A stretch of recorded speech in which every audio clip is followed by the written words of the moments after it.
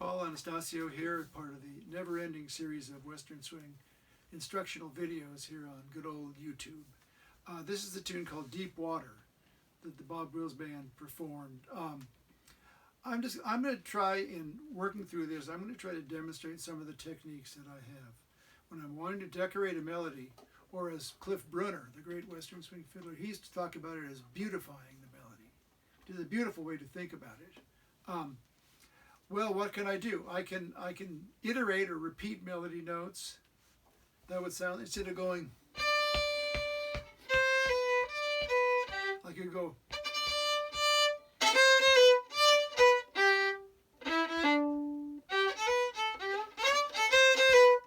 And when I do that, and a pair of eighth notes shows up, I'm going to go from the second of those two eighth notes and slur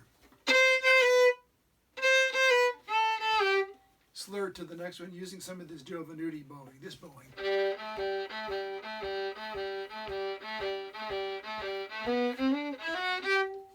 Another thing I can do, I can play neighboring tones.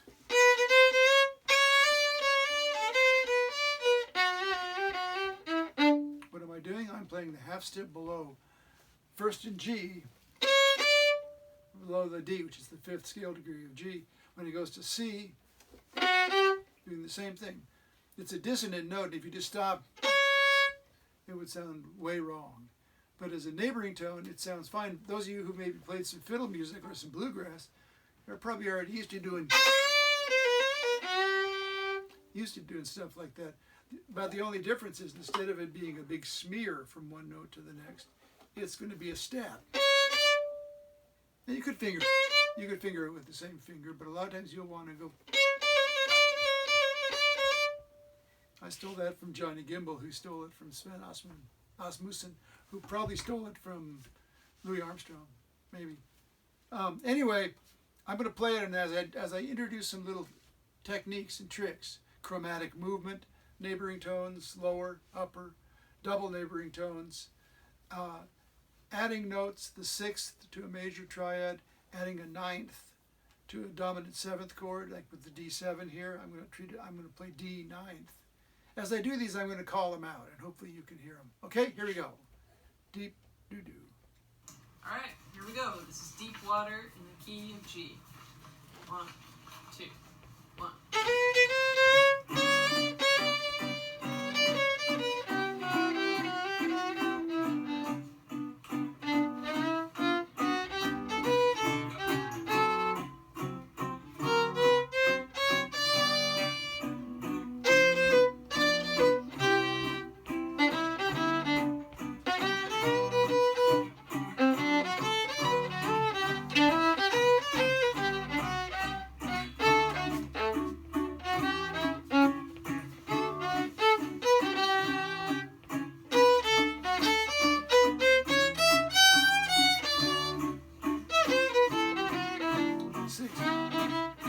Sweet note.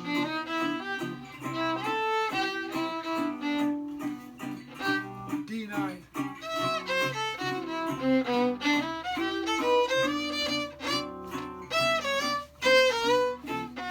Double neighboring tone.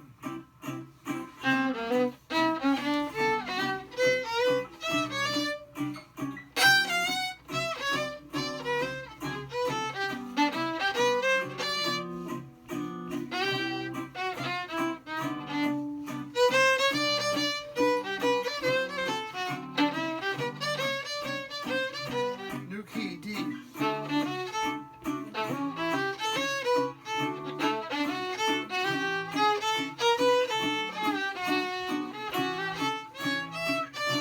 D9. That's the 9.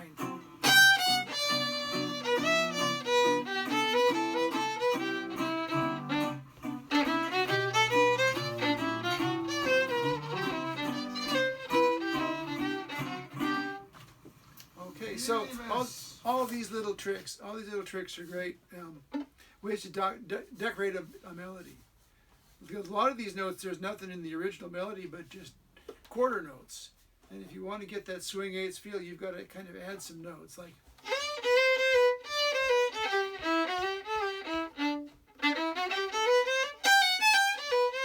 You see I'm using that Venuti Bowie. And neighboring tones, those are in my arsenal as well. And chromatic movement.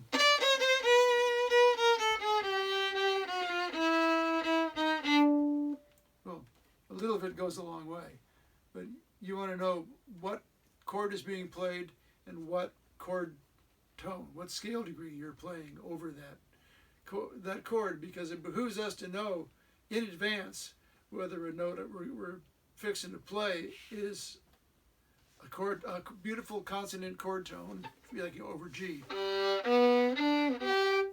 It's there may be some other notes from the G scale.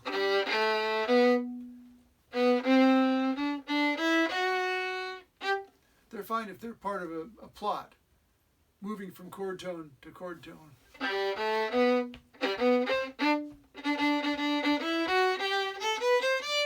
Because the scale is the G major scale over tuned this in the key of G is your root, your third, and your fifth, and then your root again. It's got the second, fourth, sixth, and major seventh scale degrees. And if you're running up and down and targeting chord tones, it's going to sound fine. It might sound kind of fiddle-tuney.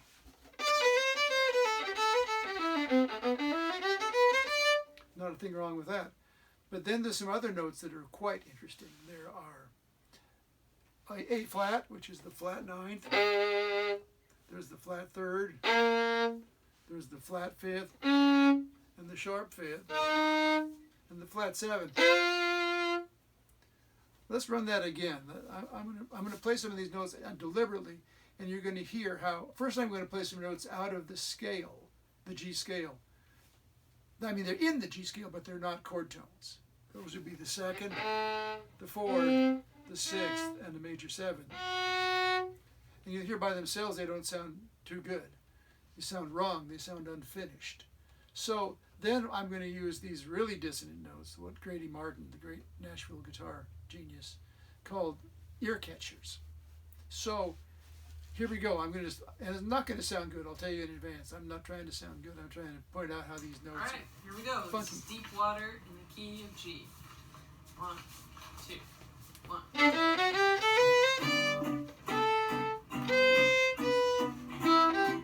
Now here's the second and the fourth, and then over the D chord.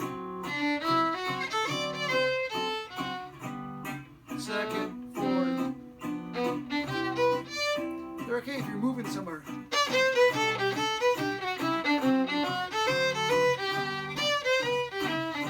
New key, D.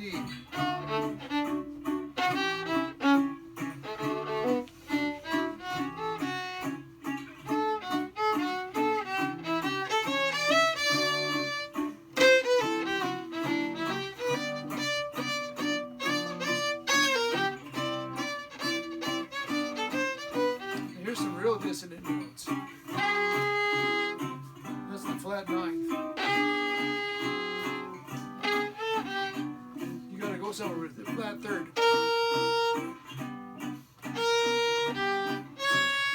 Way out there. The flat nine, the flat third, the flat fifth, the sharp fifth. They're all, yeah. You might tend to want to throw them in the round file and get rid of them, but don't do that because these are some of your most effective notes. A lot of them are used as neighboring tone.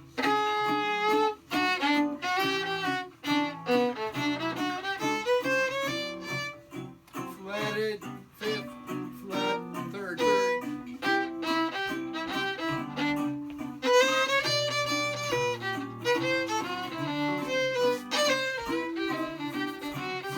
So all kinds of little tricks, and as you start listening with bigger ears, try to hear chords by number.